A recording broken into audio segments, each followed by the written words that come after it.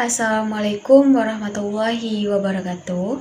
Perkenalkan, nama saya Anggi Febridayanti. Saya berasal dari Prodi Pendidikan Bahasa dan Sastra Indonesia.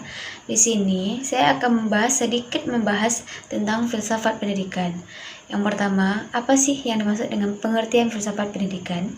Filsafat pendidikan itu adalah aktivitas pikiran yang teratur dan menjadikan filsafat itu sebagai jalan untuk mengatur pendidikan. Selanjutnya, apa sih pentingnya kita belajar filsafat? Yaitu sangat penting karena dengan kita belajar filsafat, kita akan menjadi manusia yang utuh, yang mampu berpikir secara mendalam, rasional, dan komunikatif. Dengan kita belajar filsafat, kita akan mempunyai pikiran yang luas atau mempunyai pengetahuan yang luas. Yang kedua, di manakah posisi filsafat jika dikaitkan dengan keilmuan dalam mendidik anak? Jawabannya adalah sangat erat karena dengan adanya pendidikan akan membentuk pola pikir anak yang baik dan anak tersebut bisa mengetahui apa yang baik bagi mereka dan apa yang buruk bagi mereka.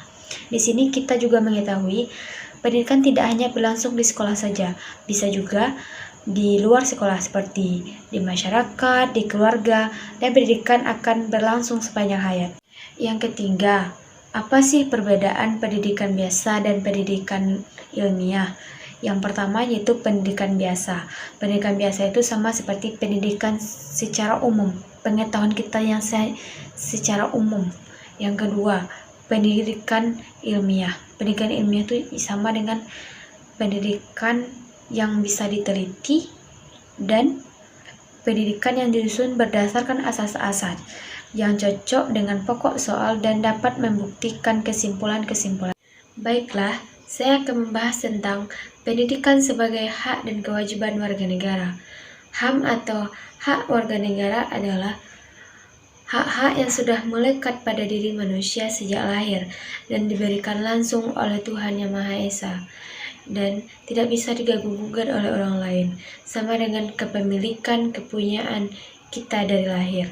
Oleh karena itu, kita harus berhak memilih, misalnya, contoh, hak untuk perlindungan hukum, hak mendapatkan pekerjaan atau penghidupan yang layak. Yang kedua, hak memiliki kedudukan yang sama di mata hukum. Yang ketiga, hak untuk memilih, untuk memeluk agama atau kepercayaan masing-masing yang dia percayai. Yang ketiga, hak untuk mempertahankan wilayah negara kesatuan Republik Indonesia. Dan karena itulah kita berhak memilih atau mengakui sesuatu. Selanjutnya, setelah kita membahas pengertian atau apa-apa saja yang kita harus mendapatkan hak kita, kita juga mempunyai kewajiban. Kewajiban kita sebagai warga negara. Kewajiban warga negara adalah sesuatu yang tidak boleh kita tinggalkan dalam bermasyarakat atau berbangsa dan bernegara.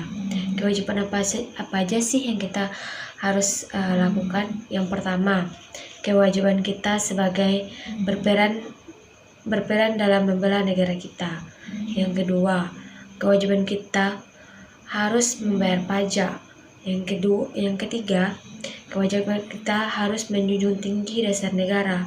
Yang keempat, kewajiban kita turut serta dalam pembangunan untuk membangun bangsa. Oleh karena itu, jika kita ingin mendapatkan hak kita, kita harus memenuhi terlebih dahulu kewajiban kita. Oleh karena itu, disitulah kita mendapatkan hak kita. Jika tidak ingin hak kita diambil atau tidak kita dapatkan, kita harus memenuhi kewajiban kita dulu. Itulah materi atau yang dapat saya sampaikan.